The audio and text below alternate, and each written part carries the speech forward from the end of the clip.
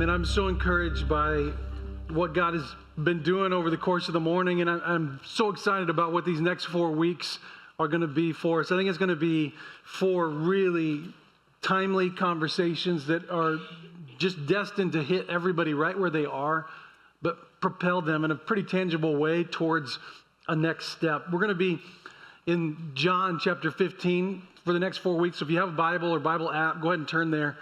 This series is based off of a book by the same title as our series called When Your Way Isn't Working. And a pastor named Kyle Oudeman wrote a book, and it's one of the best books I read over the last year, and felt really compelled to turn it into a conversation that we could have together as a church. And the title alone is catchy, and it's one of those things that kind of helps you think about your pattern of life. When your way isn't working, what is my pattern of life? What is the way that I'm taking my steps, the way that I'm patterning my schedule, the things that I'm doing, whether it's my emotions or my decisions, everything. Just take it all in. I know Sinatra is somebody that we've really identified with when he said, I did it my way. And we all kind of go, yeah, I like to do it my way. But can I just kind of start this 4-week conversation with a question that would invite some analysis? How's your way working for you? Like, how's that working out for you? Like, honestly. Like, I know initially we just kind of want to say it with pride, like, yeah, it's my way. No, but honestly, how's it working for you? And maybe that's too general of a question. Like, maybe it's kind of hard to grab a hold of, like, I don't know, how is it? So let me ask a whole bunch of questions, because we're trying to diagnose something here on the front end of this conversation. And so maybe imagine it like you go to a doctor, or you go in to see somebody, and usually they ask a whole bunch of questions because they're trying to identify. Now, I know you've already been on Dr. Google and WebMD and everything else, and you know what it is when you get in there. But they're going to start asking you questions, try to get you to maybe set down anything you thought it might be, and just start to evaluate, based on these questions, where am I? What is actually going on? So maybe you could do the same with these. Like this question, would the people that you're closest to say that when they talk to you, you listen well? Is it difficult to fall asleep at night? Do you wake up feeling lethargic? How do you spend the first 15 minutes of your morning? What's the last thing that you do before you go to bed at night? What's the last passage of Scripture that you read and meditated on? Are you constantly dropping the ball on basic responsibilities? Are you having a difficult time keeping commitments? How many unread or unanswered texts do you have right now? If you're a parent, do you know all the names of your kids' teachers? Have you been more irritable and easily annoyed with people lately? Do you spend more time on social media or in prayer? When was the last time that you asked somebody for help? Have you experienced some weight gain?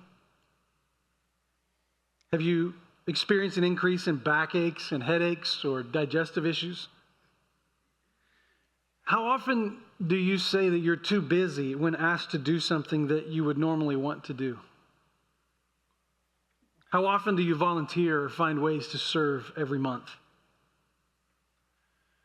When was the last time that you read a book? Do you get irrationally upset when the drive-through line takes too long? Have you become more apathetic to things that you were once deeply passionate about? Do you increasingly find yourself wanting to be alone?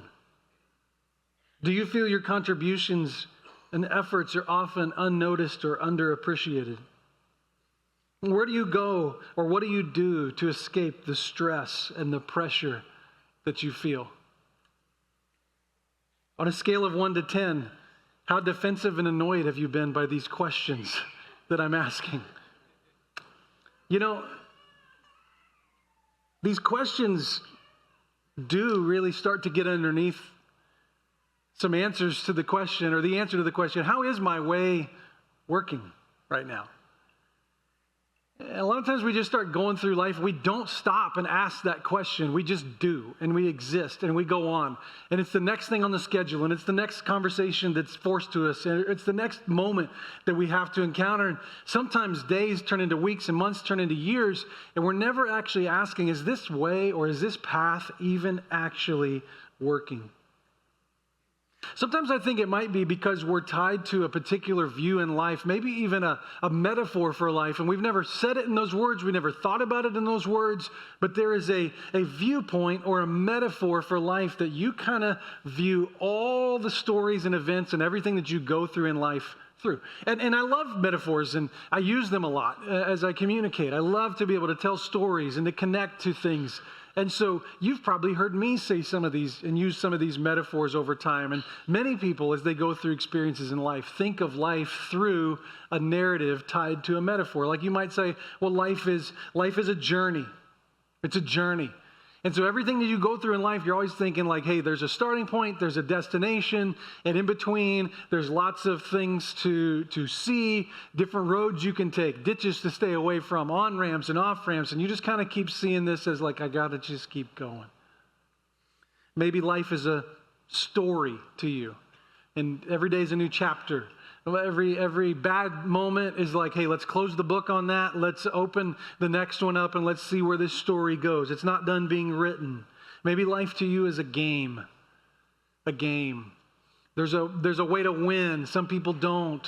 So you're looking for skill. You're looking for consequences. It's a chess match that's going on. Life is a game. You're trying to beat somebody. Maybe life is a battle.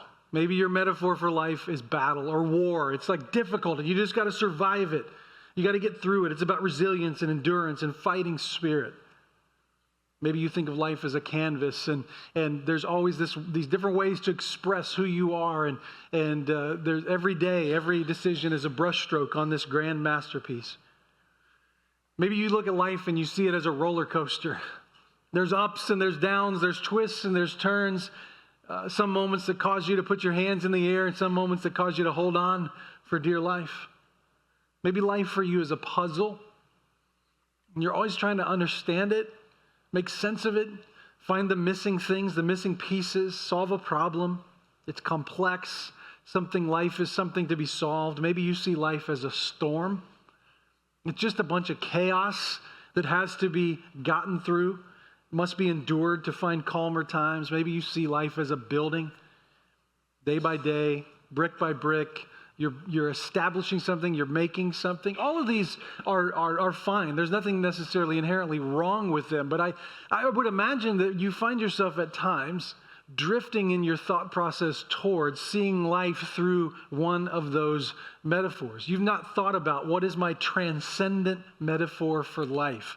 How do I view life? But I would guess that many of us are living life through one even without ever knowing we were. That's why this conversation that we're going to have today is so important.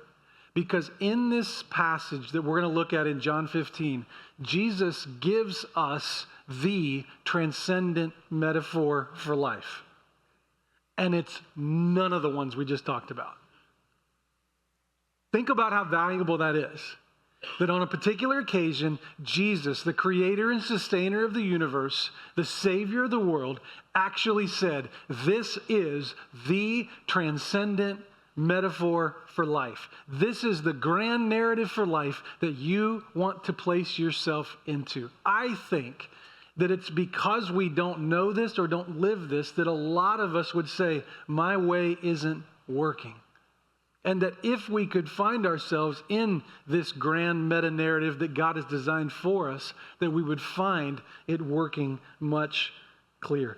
Jesus, in his final moments, before he went to the cross, gathered up his disciples and gave some final words. And these are John 14 through 17. This is what he said in chapter 15 to them. He said, I am the vine and you are the branches. If you remain in me and I in you, you will bear much fruit. Apart from me, you can do nothing. In just that one short verse, Jesus gave his disciples then and us today some of the most clear, teaching on how to understand and make life work that he would ever give. And he makes it abundantly clear. Life is not a story or a roller coaster. It's not a battle. It's not a storm. Life is to be seen inside of the metaphor of a vine and a branch. A vine and a branch. Which means that when your way isn't working, it's likely because of a connection problem. If this is the prevailing metaphor for life, a vine and a branch, that when your way isn't working or you feel like it's not working, that it is likely because of a connection problem. When your way isn't working, what do you typically do? Most of us, we typically try to power up. We try to do something harder, or we try to focus on something different more. We try to do. I need to do more. I need to try harder. But if the prevailing metaphor that Jesus uses for you and my life is a vine and a branch, then we've got a different conversation that we need to be having. And that's why Jesus' key word here that he gives the disciples is not just the metaphor, vine and branch, but he gives them the to-do. He says, I'm the vine, the branches, remain in me. Remain in me. So in your mind's eye, I want you to imagine a vine and a branch. Likely the disciples were walking past vineyards as Jesus was having this conversation. So he was probably pointing to these very, very prominent, well-known vineyards right next to where they were. So imagine a vine and a branch, and I want you in your mind's eye to go to that connecting point where the vine meets the branch. Just in your mind, just zoom in. Jesus is telling his disciples, right there, stay there. That's home. Home. In fact, his word remain is the verb form of dwelling. Dwelling place. We would call our home our dwelling place. He says remain. He's saying dwell here. Live here. Stay here. You have one job. Stay. Remain. Make a home right here. There's a necessity to this relationship. He's highlighting for the disciples that if you don't stay, nothing else matters.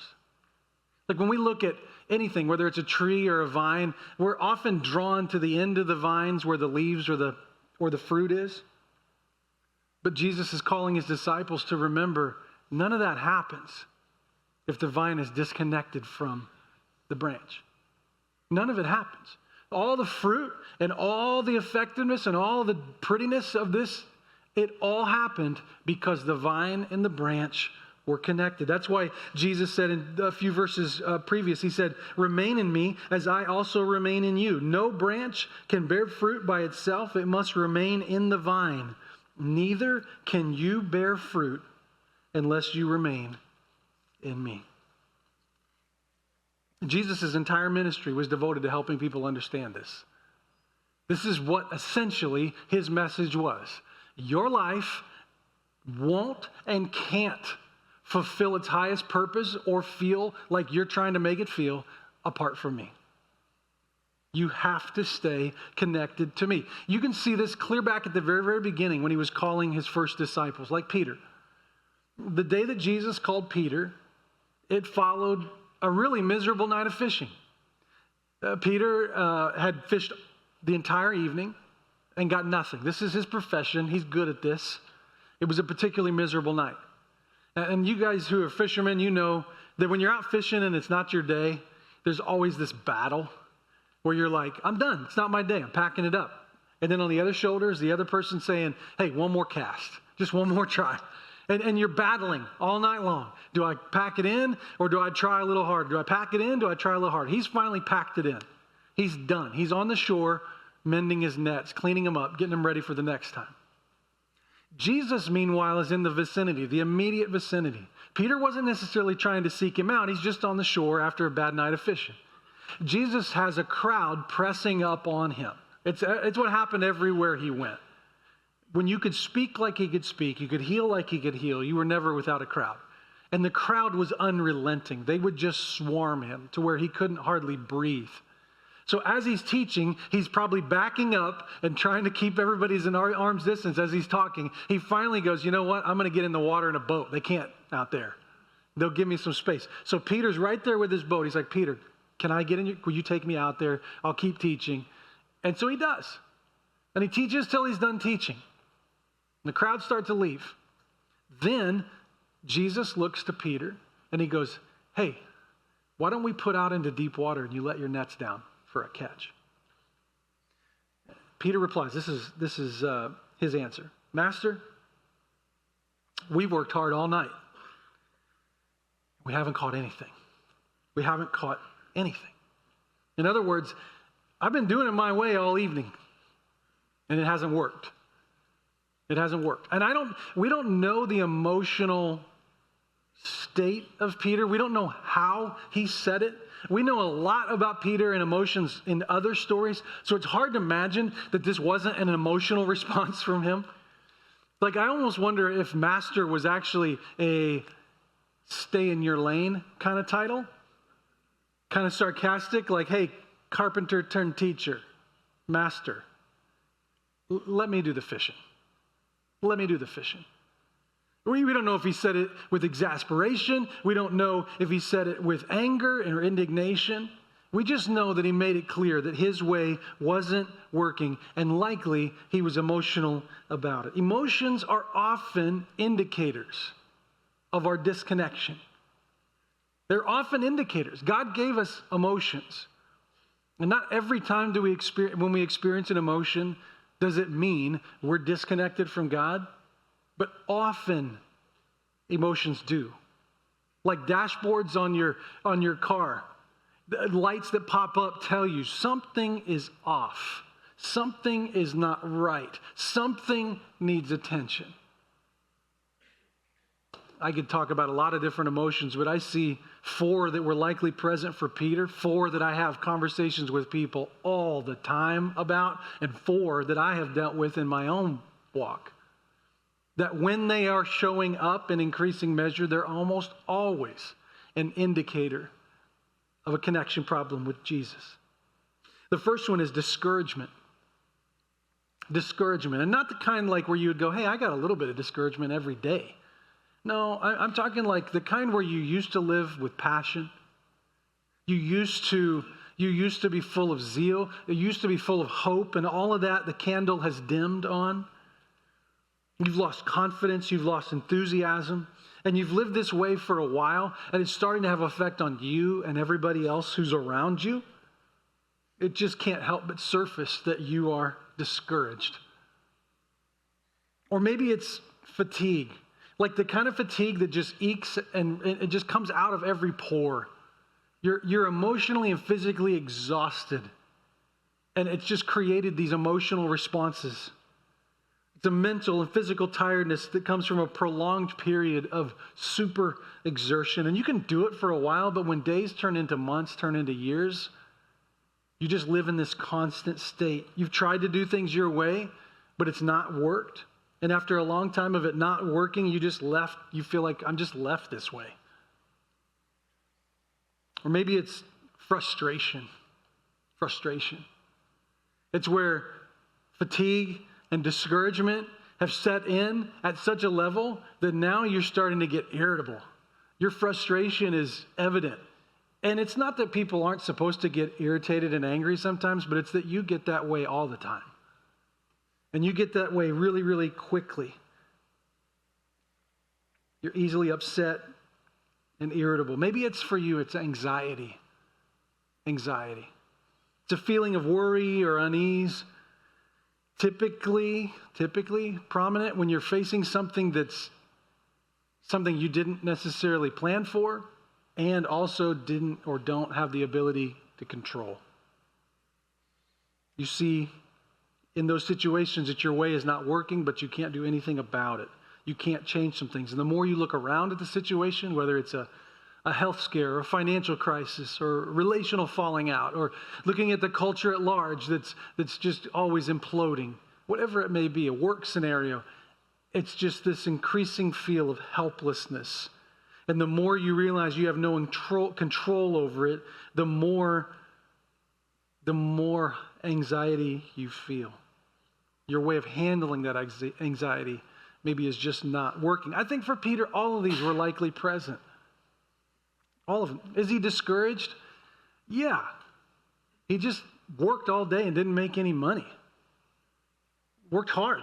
He's going to go home tired with nothing to share for it. I would certainly imagine he's fatigued, been up all night, working hard, didn't go well. He's frustrated, clearly frustrated.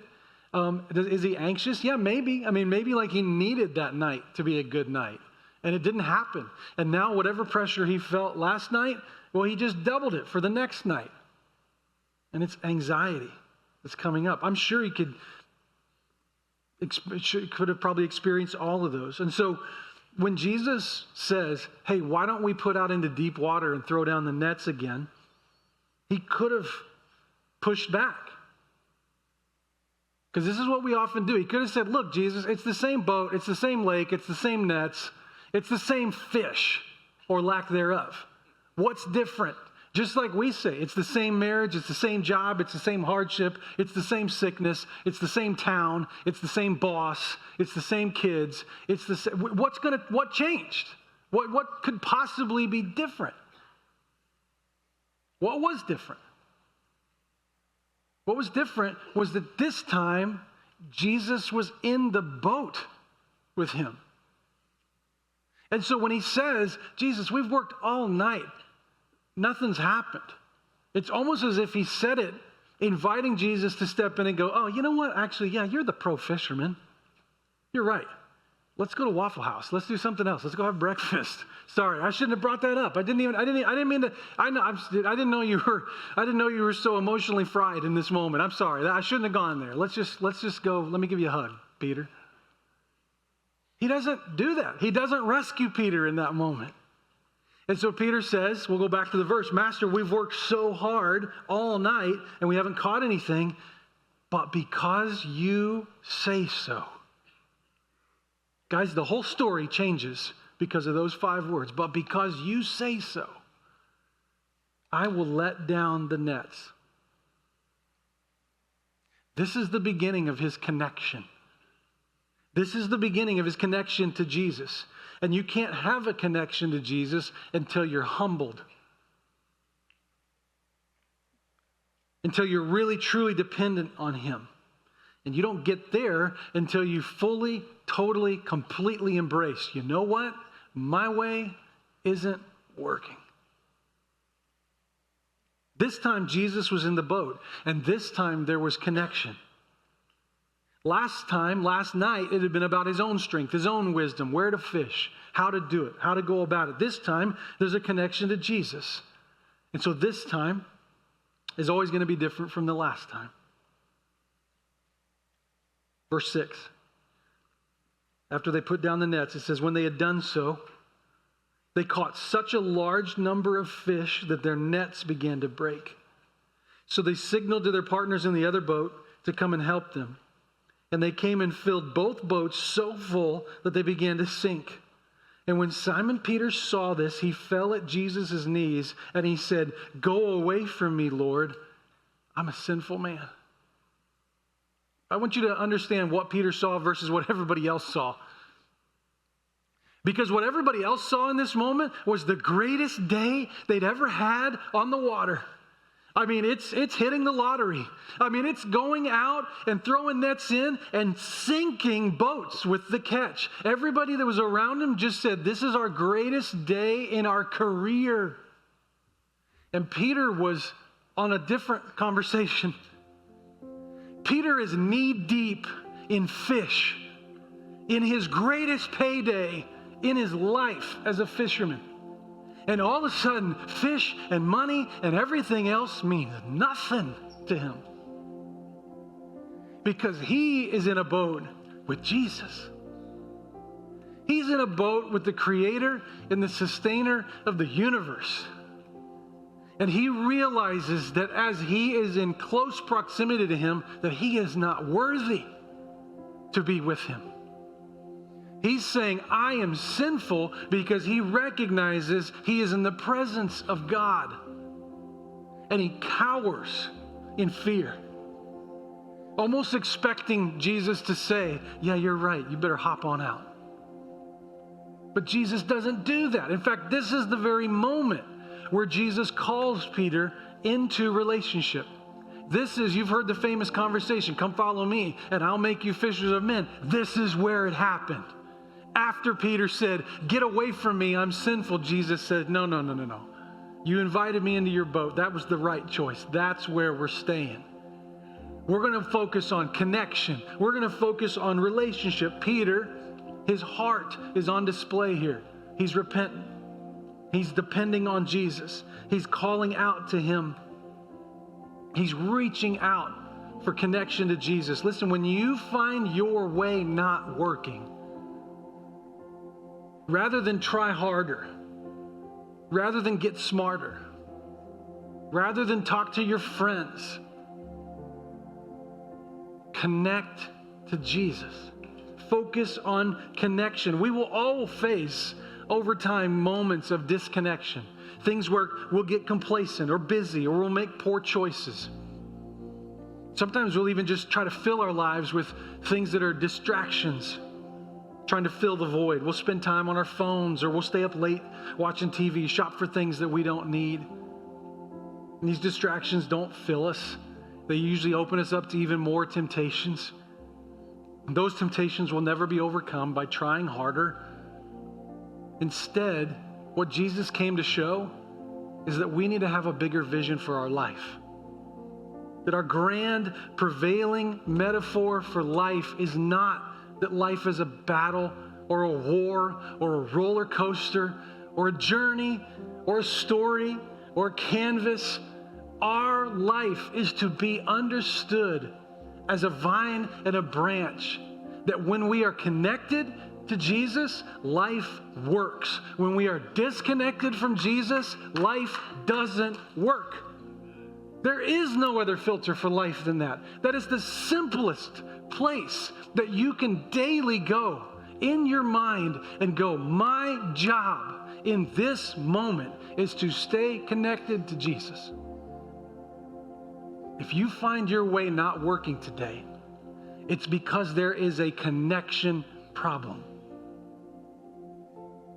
Sometimes we define working by if our circumstances are coming together the way that we determine them to be. And maybe you're hearing me say, and if you find Jesus and connect to Jesus, your circumstances will do all the things that you want them to do. I didn't say that. I said the primary metaphor for life is a vine and a branch, so that when life doesn't do what you want it to do, and when the circumstances don't come together like you wish they would, you still find life working because you are still connected to Jesus. Whatever you find yourself in today, whatever moment in life that you are in this moment, your job, and you only have one, your job is to stay connected to Jesus. Whether it's a health struggle, or a financial struggle, or a relationship struggle, an identity struggle, a purpose struggle, a job struggle, your job in this moment is to stay connected to Jesus. If you don't know what that means or how to do that, take a look at Peter's example and let that be a couple steps for you. Let Jesus onto your boat. Don't keep him on the shore. Let him in. Let him in. And let him start speaking into your life. And when he says things to you, do them. Even if they seem illogical, even if they seem improbable. Because it's in that you realize this is where my life is supposed to be found, in my connection to Jesus. Let him have lordship. Let him have the way. Let him call the shots. Let him speak into this moment. Your job in this moment is to stay connected to Jesus and remain there, abide there, stay there. Don't move. If you'd like to take a step personally towards Jesus, to connect to him, and you don't really know exactly what that means or how to take those steps, I would love to meet with you. I'll be standing over to your left in this side exit. If you'd like to pray or talk with somebody, I'll be there to receive you. For everybody else, can this just be the moment as we go back into worship? That in our hearts, if we're not connected, we reconnect with Jesus and we stay there. Will you stand with me?